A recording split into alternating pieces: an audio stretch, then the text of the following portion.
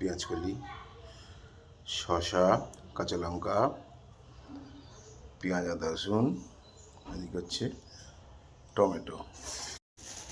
আজকে ঘি নিয়ে এসেছি,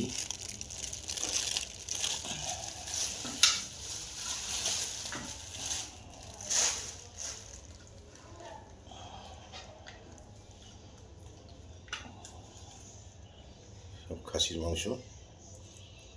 দেখো মেঠে হাড়ও নিয়ে এসেছি কিছুটা কিছুটা, এই যে যেরকম কি বলে সামনে রাউন্ড পিস, নল্লি সব মিশিয়ে নিয়ে এসেছি আজকে। এবার ধুয়ে নিই আমি। চলে গেছে আমাদের উনুনের আঁচ, ভেতরে দেখো বুঝতে পারবে আস্তে আস্তে লাল হয়ে যাচ্ছে।